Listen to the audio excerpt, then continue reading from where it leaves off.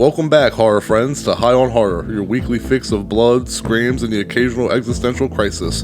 I'm Drew, and today we're going armed. And I'm John. This episode and every future episode is dedicated to all the horror hounds and smokers out there who want to expand their knowledge of the genre and have a good time. We're diving headfirst into Weapons, the new nightmare from Zach Kreger, the twisted mind behind Barbarian. This one's got it all. Traumatizing jump scares, a Pulp Fiction style story that'll keep you guessing, and enough dry humor to make you laugh right when you think you're safe. So lock your doors, sharpen your machetes, and keep your wits about you. Let's get into it today on High on Horror. Interviews, reviews, and the latest news all rolled into one.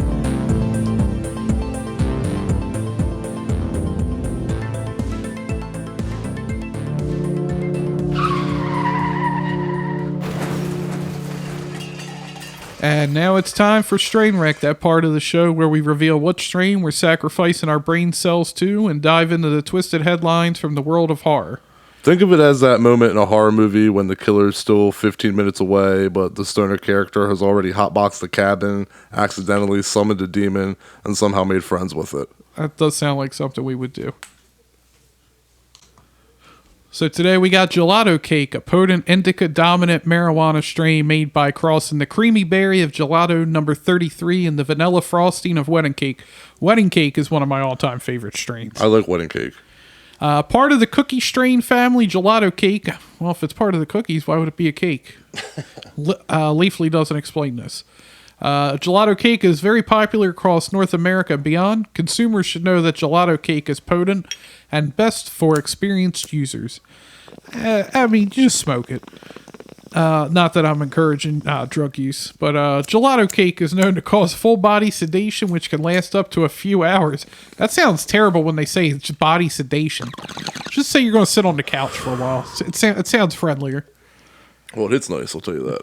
So it's best to enjoy this strain before bed or during a relaxing night at home watching movies. I didn't even put that in there. Thank you, Leafly. Medical patients choose Gelato Cake for stimulating appetite and relieving stiffness, pain, and stress. Growers choose to grow Gelato Cake for its creamy berry, gassy, and vanilla frosting aromas. Gelato Cake can be grown indoors and outdoors. They make this shit sound like I want to eat it. I know, right? It's almost too beautiful to smoke. So I did find one review, and it's actually for the same company my strain comes from. Okay, cool. I said, I tried the District Cannabis version of Gelato Cake. I've always wanted a strain to knock me off my feet, and this strain's one of them. The strain may not be high in mycin, but it has a great amount of linalool. Some pinene, which usually messes with my anxiety. It didn't this time. This strain couch locks me, which I love. Couch lock. I like that. And so we're picking Gelato Cake today because it's heavy, creeping, relentless, exactly like Weapons. That full body lock keeps you pinned while the movie grinds its way into your nerves. The flavors may be smooth, but the high is all menace, keeping you stuck in dread until it's all over. Well said. Well said. I like that. Like I said, it hits good, so by all means, the bong is right there. All right, horror heads. Just push a little bit. Great news. Fresh off of Final Destination Bloodlines raking in a casual $285 million worldwide, making it the highest grossing entry in the series, The Hollywood Reporter just confirmed that what we were all already thinking. Final Destination 7 is officially in the works, because apparently death never sleeps and definitely doesn't retire. Laurie Evans-Taylor, who co-wrote Bloodlines, is back to pen the next chapter, with the usual Final Destination producing dream team. That includes Craig Perry, Sheila Hanahan, Taylor, John Watts, Diane McGungle, I'm sorry, I butchered that name, Toby Emmerich, plus Warren Zeid, executive producing. Translation, the Grim Reapers got a solid PR department. Those were all executive producers? Correct. That is, how many... I gotta imagine there's a lot of hands-off executive producing on that, because I can't imagine if all of them were involved in this film, like trying. It sounds like it'd be a disaster. Honestly, it's probably like scripts just getting passed around for notes from these people, and then they're able to bring in money because of their name. Thanks for helping. Here, you want to be an executive producer? Exactly. So, this lighter would not light for me, so I just alternated and I went to the pen. Okay, we'll grab a later. But during break. Didn't Saw just have its like highest grossing one too? Yeah. So both of these franchises just had their highest grossing film in the series. Correct, but I mean, honestly, I wonder how much of that's due to inflation. That's true. You know, really, like, I mean, of course, I don't know. I don't know. now, Maybe they are adjusting for inflation. I don't know. Could be. I don't know. Who knows? But anyway, for the uninitiated listening, or for those who have been dodging falling bricks for the past 25 years, the series is all about people who cheat death after a massive accident, only for death to come back, get petty, and turn every object into the room into a murder weapon. Or, I mean, also out on the road, too. I mean, the number 2 has one of the most iconic kills in all of film history. No, that's the best one. I was going to say horror, and I was like, no, it crosses over. Like, even people that don't watch horror know that scene from Final Destination 2. Yeah, like you said, it transitioned. Into the zeitgeist. Yeah, no, it's like Neo dodging the bullets, like the bullet dodging in the Matrix. How that's everywhere and used everywhere. You know, it's like it's like the same thing. You know, but I thought 2 was the best one, and yeah, that traffic scene I think is burned. Everybody who's seen that movie it's burned into their brain, and like you said, even if they haven't seen that movie, you can tell that like people know what it's from. They know the logs. They know the logs. You know. Well, with Bloodlines being the first Final Destination in 14 years, its success made a sequel inevitable. We don't know the new setup yet, but let's be honest, at this point, I'd watch Final Destination DMV waiting room and still be tense. Death's coming back, folks, and this time he's probably got a bigger budget. And for you physical media junkies like me, big news for us. Big thanks to Bloody Disgusting for this nightmare-fueled nostalgia trip. Freddy Krueger is officially slashing his way into 4K. Warner Bros. Is releasing the entire original A Nightmare on Elm Street franchise in one glorious 7-movie UHD collection. Dropping September 30th, 2025, the set includes every Freddy flick from the 1984 original all the way through Wes Craven's New Nightmare. Plus, maybe the uncut versions. Yeah, I was going to say, maybe I'll buy that for myself for Nicole on her birthday. Well, this would go ahead. Yeah, I was gonna say, I didn't see this till the notes till right before we recorded. I didn't know about it, but I'm like, damn, I want that. But I know if I don't get it right away, it's gonna be scalped somewhere online for like triple the price. Yep. And like I said, it has the uncut versions, but it also has alternate endings, and of course, a plethora of extras for fans like us and our listeners who love their bonus features as overstuffed as a body bag in a boiler room. And yes, it even comes with a limited edition steelbook if you want Freddy glaring at you from your shelf in full high-definition menace. Did you see the steelbook set yet? No. So I'll have to look that up. So yeah, it's like, I guess, it's called a library set, and it's a steelbook box that has all 7 movies in it in steelbook. And they all have the original artwork, and it comes with the 3D glasses, and the steelbook box is like Freddy's sweater.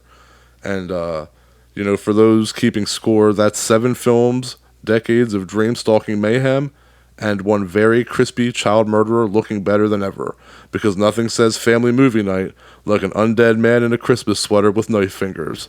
I already have my set ordered, and I'm ready for a marathon. It comes out just in time to watch them for Halloween.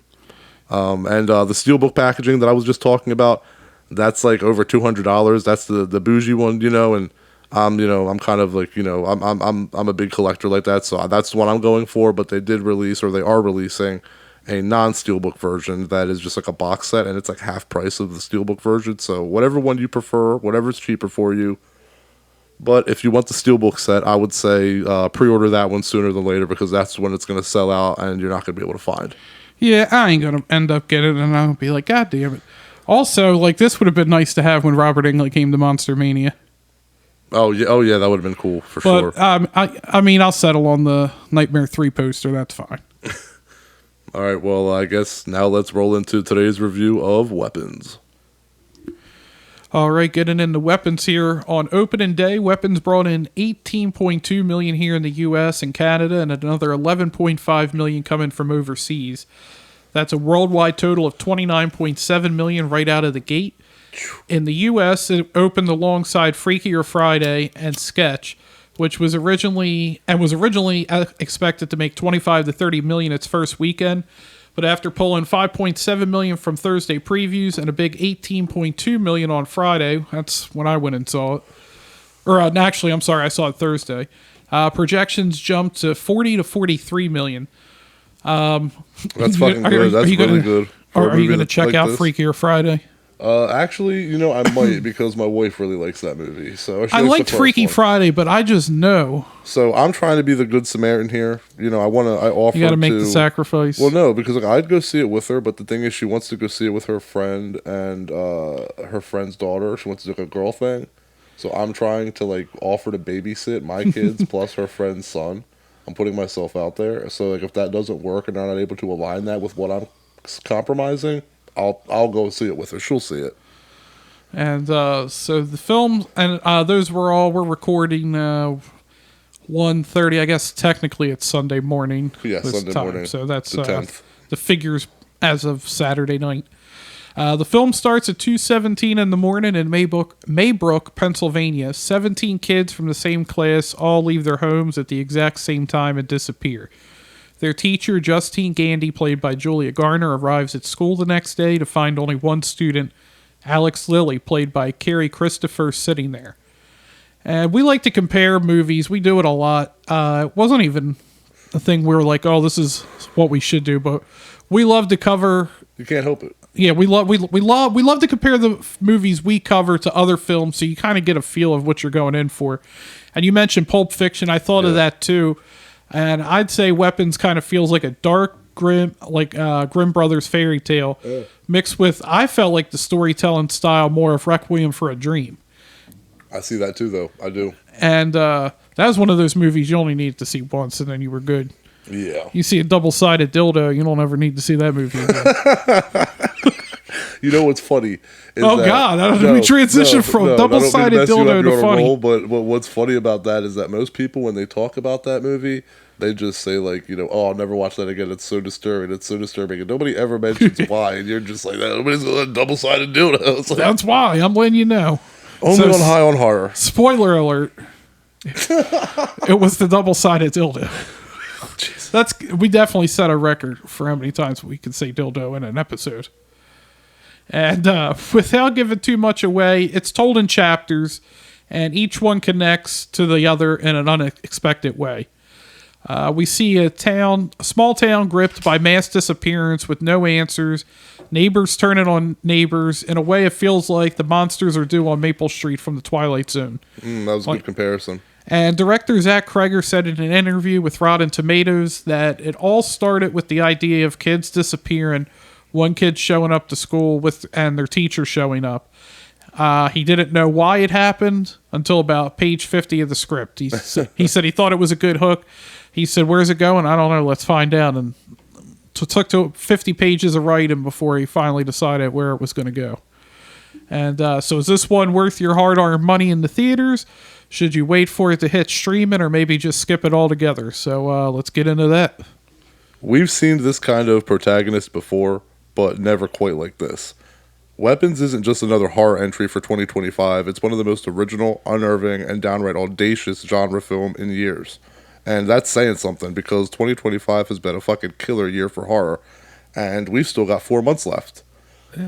Yeah.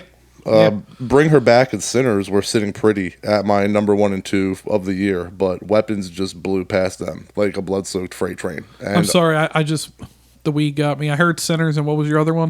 Bring Her Back. Okay. And the thing is, though, is that unlike those two, unlike Bring Her Back and Sinners, this one's actually scary. And I'm talking like traumatizing jump scares and an atmosphere so suffocatingly creepy that I found myself leaning forward, mentally assembling the puzzle pieces while the movie gleefully just fucking scattered them in the dark.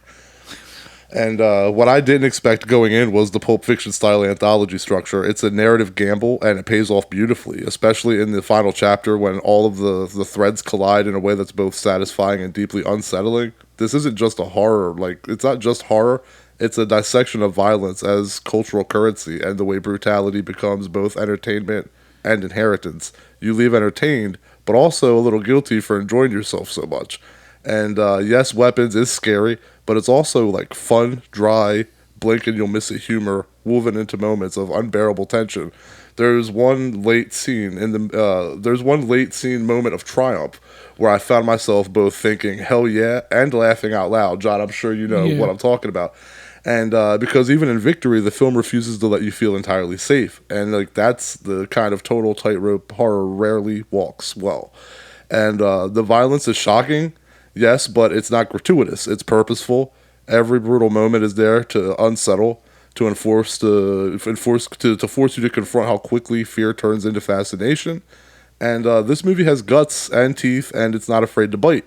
The pacing will be slow to some, but for me, the deliberate rhythm was a gift. It let the characters breathe, made me care about them, which meant that when the horror came, it hurt. And Julia Gardner proves once again she's operating at an A-list level, carrying the emotional weight of the film with ease and relatability.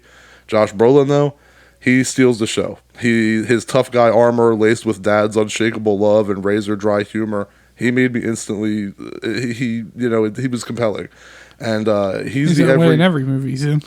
He's the everyman you root for. Rough edges and all.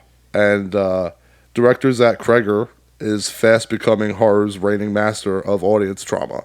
He blends originality with a kind of cruel generosity. He gives you what you want in a horror film, which is funny, because then he adds something you didn't know you needed.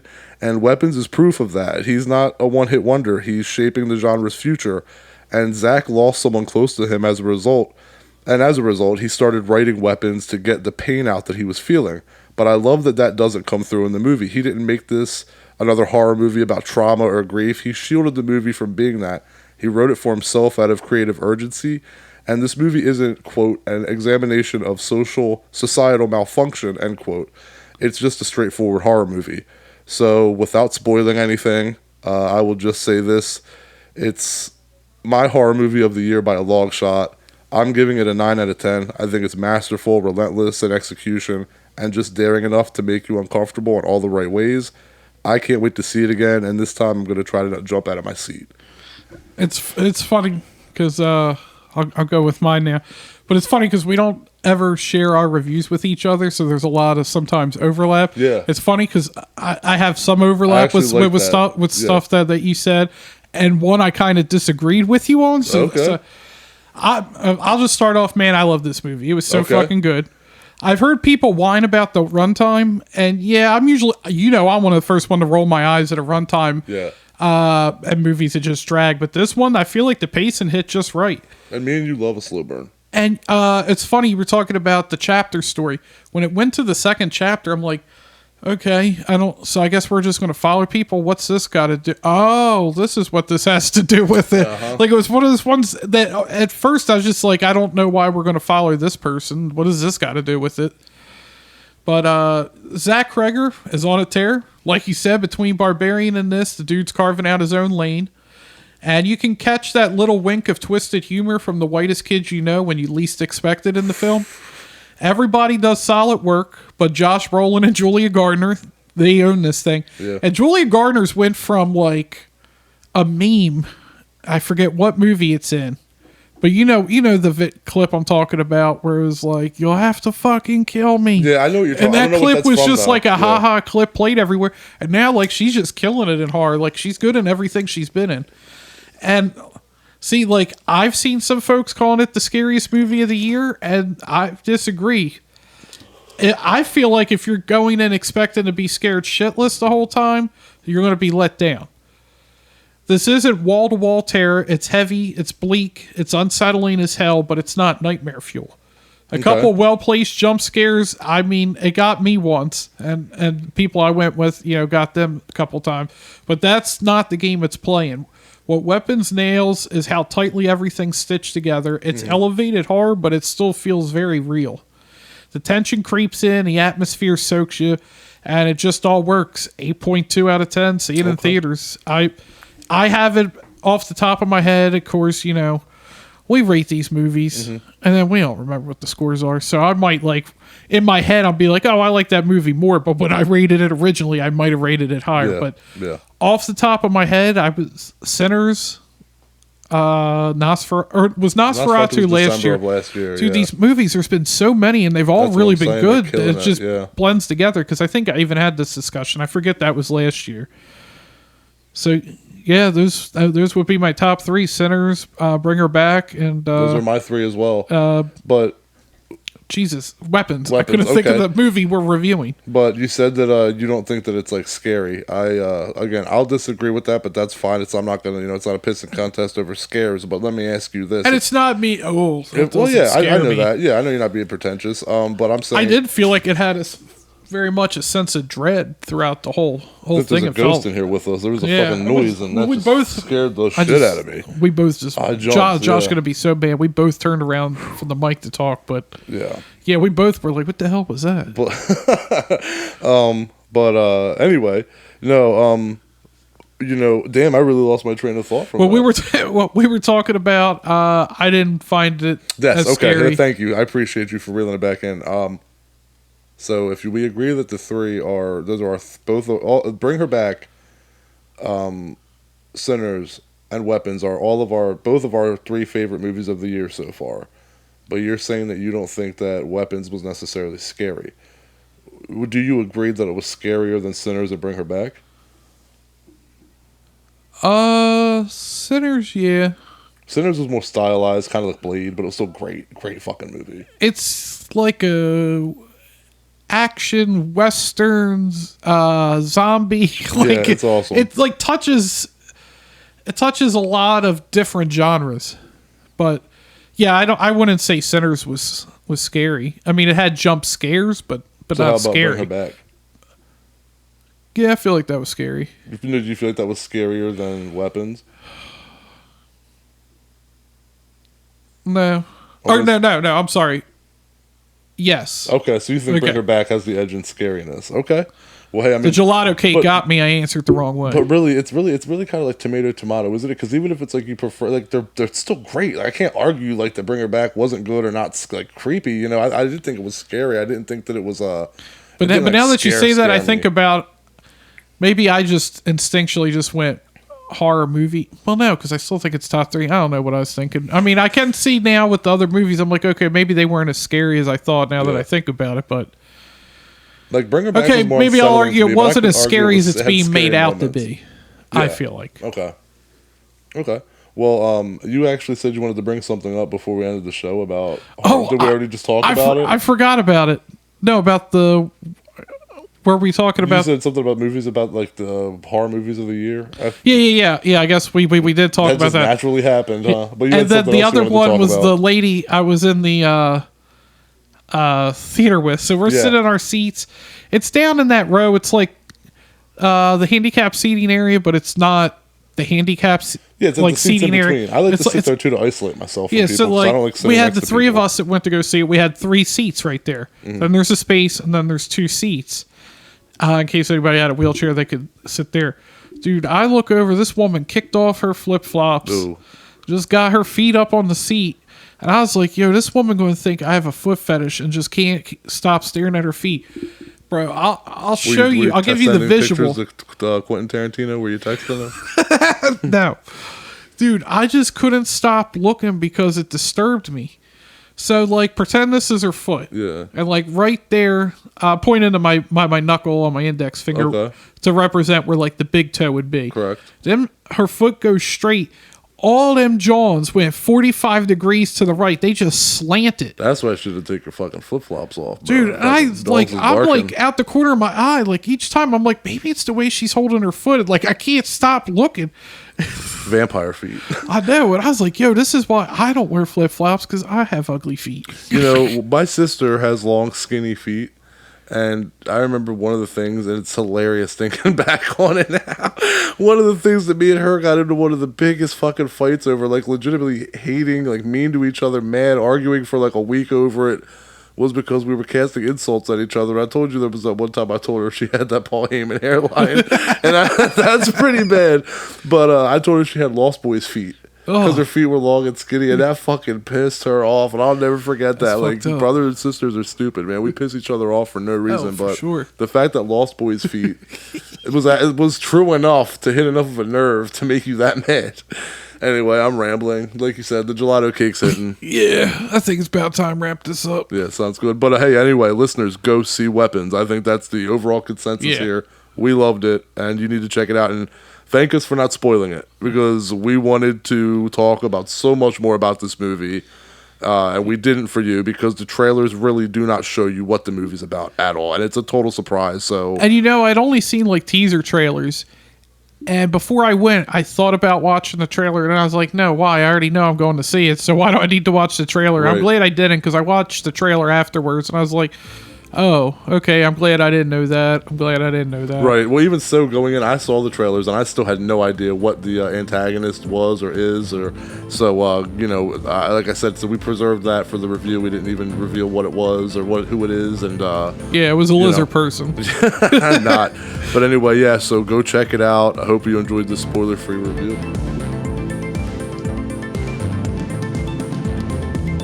Thanks to all the horror hounds and smokers out there for tuning in. Make sure to follow us online, High on Horror 420, Instagram, X, TikTok, Facebook, all that jazz. Make sure to follow us so you know what episode's coming out next. And I guess I'll about wrap her up. Catch you later. See you guys next week.